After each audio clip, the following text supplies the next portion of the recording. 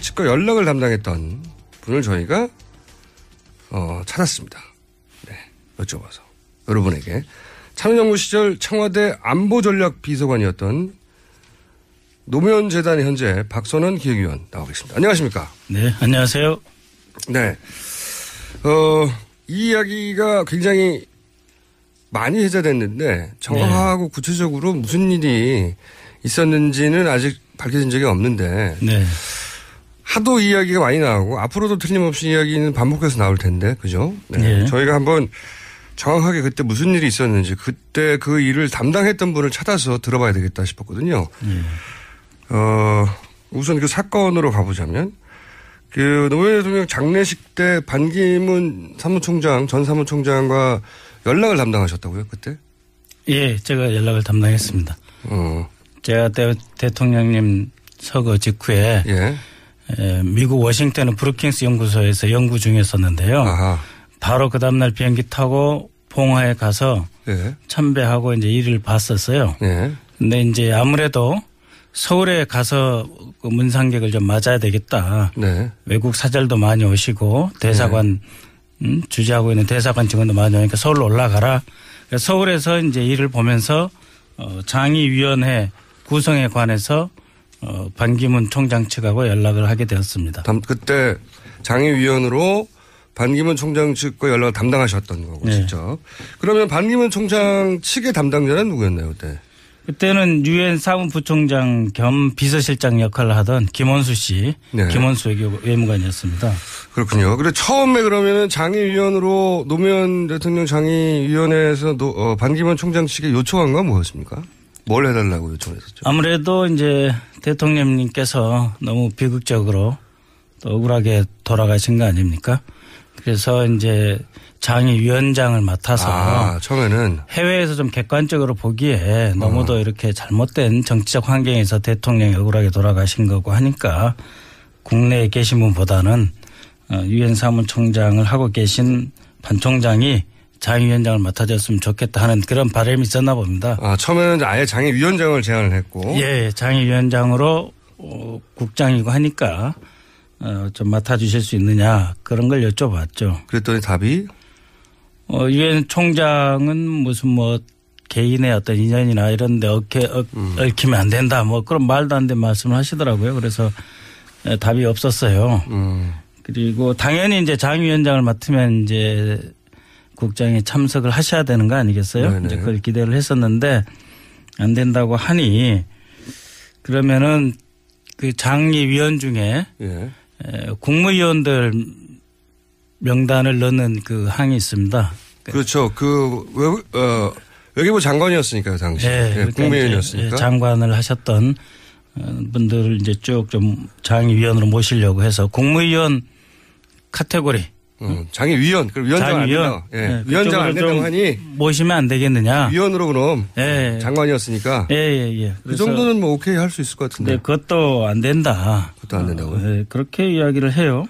문상도 안 오시고 뭐 조전 그다음에는 그러면 이런 것도 그러니까 없었어요. 장은 안 된다. 오케이. 네. 그러면 장관을 했었고 장관들이 다 이제 위원으로 들어가는데 그 장의위원으로는 안 되겠냐 그랬더니 그것도 안 된다. 그러면 이제 그러니까 이제 그게 싫었나 보죠. 유엔 사무총장 하는 사람을 국무위원 장관급으로 내리냐 이런 느낌이 있었는지는 모르겠지만 어쨌든 그것도 안 된다. 안 된다고 그러시더라고요. 그럼 그 다음 요청한 게 뭡니까? 그래서 저는 더 이상 요청하지 않았습니다.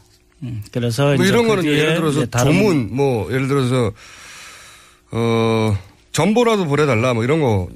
그러니까 이제 장의위원장을 하시면 당연히 오시고 추도사도 하시고 하는 거 아니겠어요? 네. 당연히 메시지도 있고. 근데 그걸 다 거부하시는 마당에 너무 좀 비참하게 느낌이 들었어요. 제가 무슨 메시지는 안 되느냐 이런 말을 제가 한다는 게 이상하지 않아요? 그렇지 않습니까? 나라가 다 비통형에 빠졌는데 그런데 그 이후에 어떠한 조치도 없었습니다. 조전도 안 보냈습니까? 예.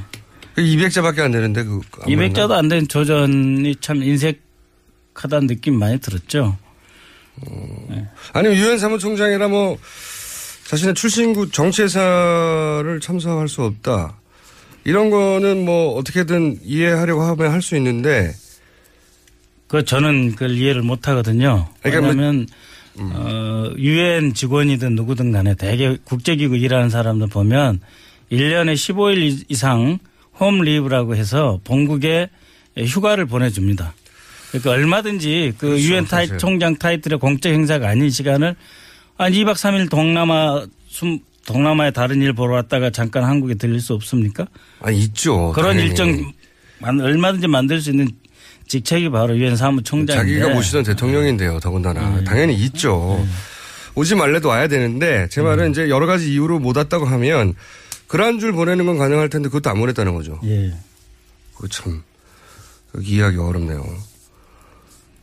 그런데 나중에 이제 고문으로 장의위원 고문으로 이름을 올렸다고. 예, 그랬습니다. 그거는 다른 분들이 부탁했나 봐요. 예, 다른 어르신들이 이제 연락을 좀 취하신 것 같아요. 그리고 장례식 이후에도 사실 이런 태도는 계속 유지됐다 이런 얘기가 있던데, 뭐 조문을 했던 해외 정상들에게 권양숙 여사의 편지를 전달하는 과정에도 문제가 있었다고 하는데 그건 무슨 얘기입니까? 처음 듣는 얘기인데. 이제 국장 끝나고 아무래도 예. 해외 정상급 인사들께서 이제 직접 오신 분도 계시고 조전을 보내주신 분도 계시기 때문에 권양숙 여사님 명의로 답례 편지를 이제 보내는 일을 제가 또 맡았습니다. 그것도 맡으셨고. 네, 그래서 일본에 찾아가서 모리 총리 뵙고요. 네. 직접 편지를 이제 전달하는 역할. 예, 전달을 했습니다. 그래서 모리 총리 뵙고 후쿠다 야소 전 총리 뵈서 전달을 했고 고이즈미 총리는 지방 일정이 계시다 그래가지고 비서관한테 이제 전달을 했고 누카가 한일 의원 연맹 회장도 직접 뵙고 전달했습니다. 그리고 이제 미 백악관에서 오바마 대통령이 조전을 보내왔었기 때문에 백악관의 그 데니엘 러셀이라고 하는 아시아 동아시아 담당 보좌관을 제가 백악관 찾아가서 만나서 전달을 했었고요. 오바마 대통령과 노무현 대통령이 같이 일을 했으면 얼마나 멋진 새로운 세계가 됐었겠느냐 하는 그런 회상도 했었습니다. 제가 이제 그 당시에는 워싱턴에 살았기 때문에 뉴욕에 전화를 했습니다. 김원수 사무부총장한테 전화를 해서 권 여사님께서 반 총장님께 그래도 답례 편지를 전달하라고 해서 내가 휴대하고 있으니 전달하러 가겠다 이렇게 말씀을 드렸어요. 그랬더니 김원수 부총장이 올라오라고 해서 제가 워싱턴에서 뉴욕으로 가서 올라가서 이제 대기하라고 그러더라고요. 이제 시간 나면은 한 10분 15분 정도 반 총장을 뵙게 해 주겠다. 그런데 제가 한 6일 정도 기다렸는데. 6일이요? 예. 6시간도 아니고. 예. 6시간 걸립니다. 내 차를 몰고 가니까. 아니, 차로 가서 6시간, 4시간이면 가지 않습니까?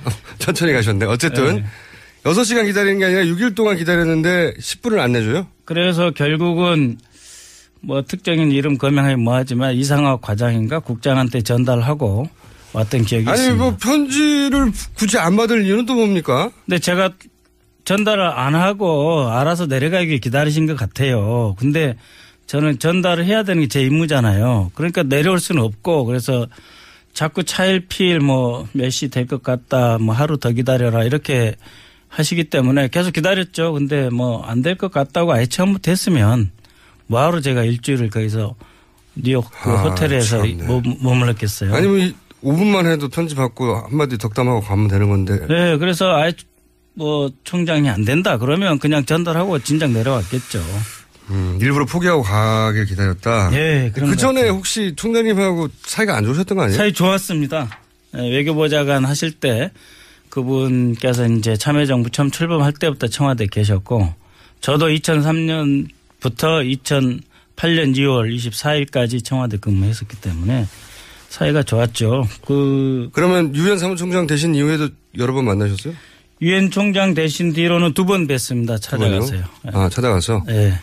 그러니까 다른 일로도 만나셨고. 그렇죠. 그때는 대통령님 이제 재임 시절이니까요. 관계도 나쁘지 않았는데. 그렇죠. 요 장례식 당시에 전후에서 오지도 않고 연락도 안 하고 장의위원도 안 하고 조전도 안 보내고 200자밖에 안 되는데. 전 세계에서 다 보냈는데 조전도 안 보내는 건 너무하네요. 진짜. 조전도 안 보내고. 결국은 이제 다른 루트로 훗날 고문으로 이름을 올리긴 했지만 거의 아무런 액션도 취하지 않았고 그리고 권양숙 여사가 이제 답편지를 줬는데 그 전에는 만나주던 사람인데 답편지를 가서 전달하려고 했더니 안 만나더라 일주일을. 예. 그래서 결국은 다른 사람 주고 왔다 그냥. 그 뒤로도 뵀어요. 2011년에. 나중에는 또 뵀어요. 또 송영길 인천시장이 네. 유엔 기구를 인천에 유치할 때는 이제 건물 같은 걸 제공해야 되거든요. 네. 그때는 또 뵀어요. 그러니까는 가장 중요한 시간 아닙니까? 제 생각에는 유엔 사무총장이 된 모든 과정을 생각할 때 노 대통령님과의 마지막 인연이잖아요. 국장의 네. 어떤 역할을 하신다는 게. 그때 유독 그렇게 철저하게 외면했다. 외면하시더라고요. 그리고 나서 봉화에는 2년 6개월 있다가 결국 오긴 왔다고 하던데 예. 오고 나서도 뒷말이 있었는데 그건 왜 그랬습니까? 객관적으로 볼 때 이해가 안 되잖아요. 유엔 사무총장이 소위 뭐 지구촌에 가장 존경받고 높으신 분이라는데 그걸 뭘 비밀리에 붙이고 비공개할 필요가 뭐 있어요. 비밀에 붙여달라고 말을 하긴 했어요. 공개하지 말아달라 이렇게 돼 있죠. 본인이 봉화를 다녀간 사실을 공개하지 말아달라. 예. 뭐가 그렇게 가려야 되고 그런 게 많은지 도무지 이해가 안 갔습니다. 저도 사실 그 반기문 유엔 사무총장은 노무현 대통령 시절에 노무현 대통령이 사실상 선대위원장 예. 역할을 했다고 말할 정도로 열심히 해서 됐고 그걸 떠나서 본인이 장관을 지냈고 그때 모시던 대통령이니까 이렇게 당연히 서거하게 되면 다른 걸 다 떠나서 정적이었다 할지라도 와서 이제 이렇게 인사하고 보통 예를 취하는데 맞습니다. 왜 이렇게까지 철저하게 관계를 부인하려고 했을까요? 어떻게 보십니까? 지금에 와서는? 그러니까는 방금 이제 공장장님 말씀하신 대로 대통령께서 직접 선거대책위원장처럼 뛰셨고 청와대에도 반기문 총장 특별대책 그 태스크포스도 만들었어요. 그래서 그 안보수석이 그 책임을 맡고 거기에 재경부, 기획예산처, 총리실인 국무조정실 그리고 국정원, 외교부까지 다 참석해서 물심양면으로 어떻게 도와줘야 하나 일정은 물론이고 예산까지 다 책정해서 지원을 해드렸고 당연히 대통령의 지시가 아니면 불가능한 일이죠. 그런데 도대체 왜 이런 태도를 취했을까 정말 그 궁금했는데. 그게 벌써 한 9년 전인데. 예, 지금 생각해 보니까 아마 박연차 회장 사건하고 관련이 있지 않나 이런 생각을 저는 주관적으로 하고 있습니다. 박연차 회장 사건이라면 2008년에 결국은 노무현 대통령 사망으로 이어진 소위 이제 로비. 박연차 로비의 실체를 파헤치다가 최근의 보도로는 그때 이제 반기문 총장 이름이 거론됐었다 하는 보도가 나오긴 했죠. 근데 그거와 관련이 있다고 보십니까? 저는 도대체 그분이 명예로 살고 나름대로 의전 중시하고 하는 분인데 왜 저럴까 도무지 이해를 못했는데 이제는 이해가 돼요. 왜냐하면 적어도 보도에 나온 것에 기초해서 본다면 박연차 회장이라는 분이 반기문 총장에게 돈을 건넸다는 것을 검찰에 가서 진술했다는 거잖아요. 보도에 따르면 그렇습니다. 물론 이 보도에 대해서 반기문 총장 측은 사실 무근이라고 이제 소송을 제기하려고 하는 거고요.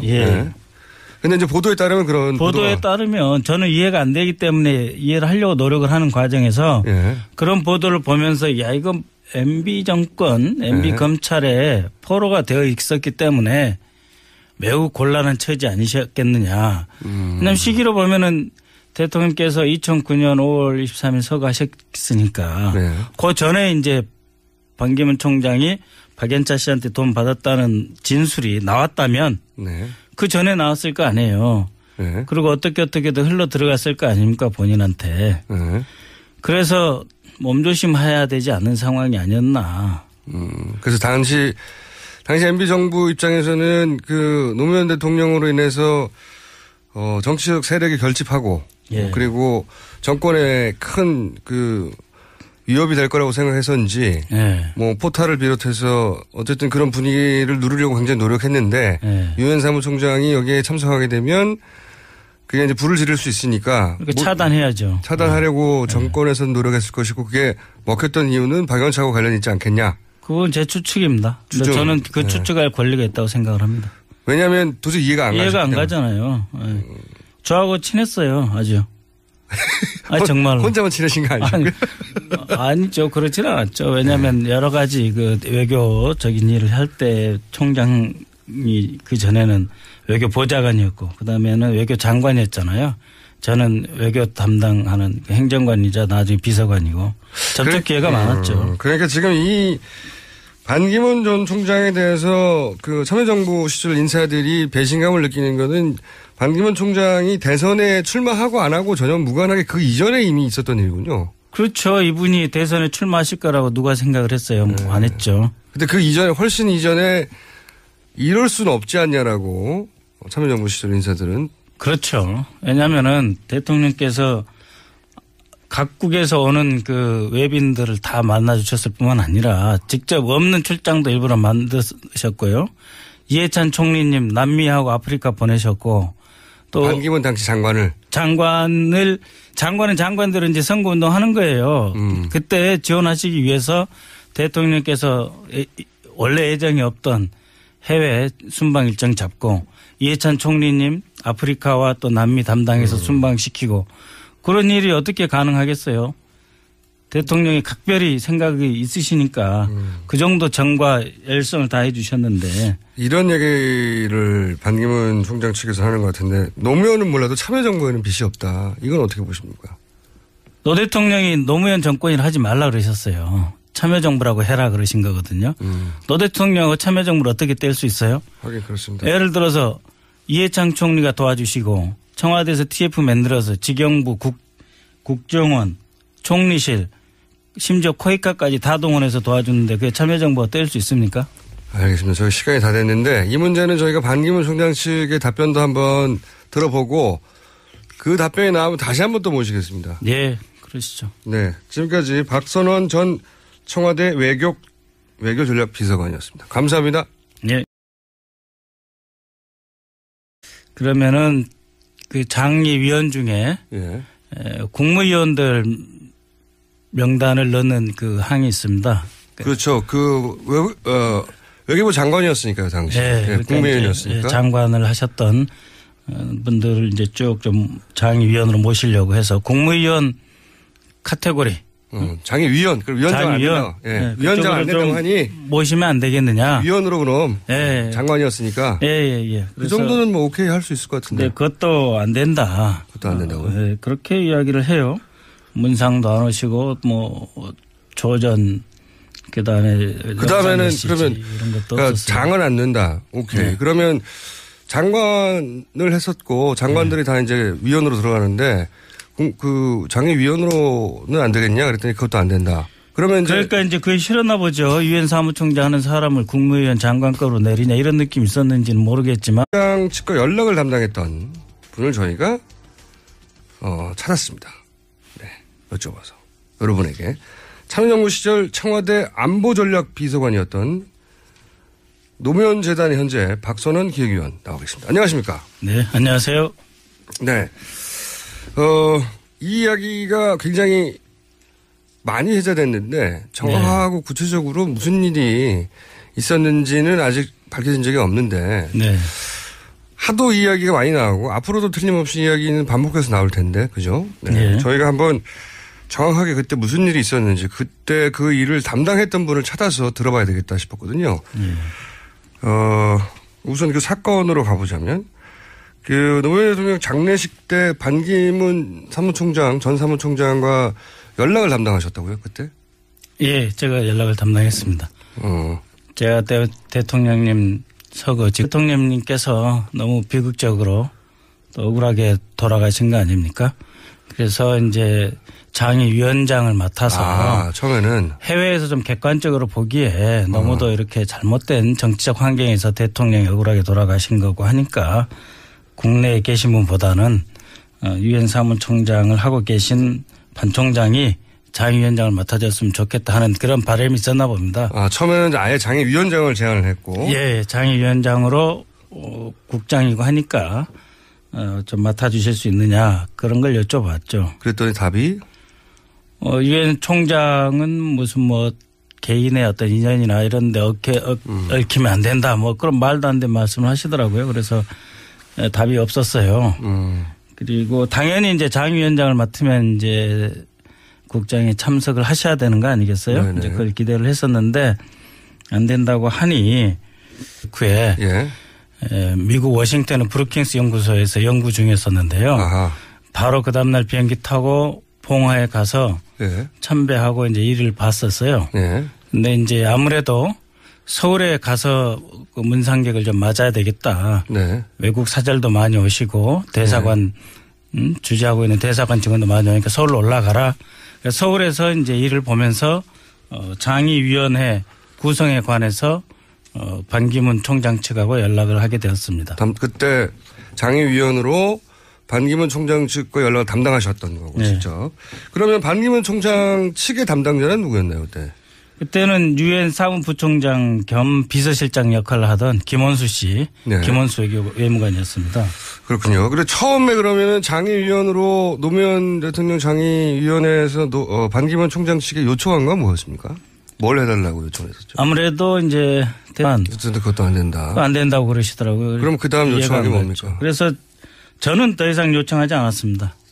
그래서 뭐 이제 이런 거는 그 뒤에 예를 들어서 이제 다른 조문 뭐 예를 들어서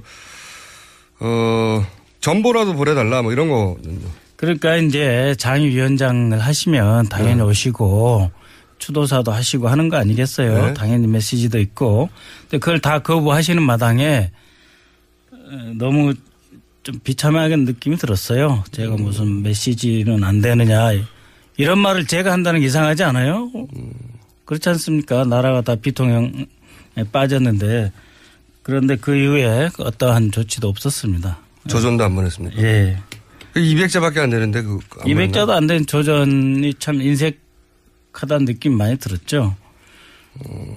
아니면 유엔 사무총장이라 뭐 자신의 출신국 정치회사를 참석할 수 없다. 이런 거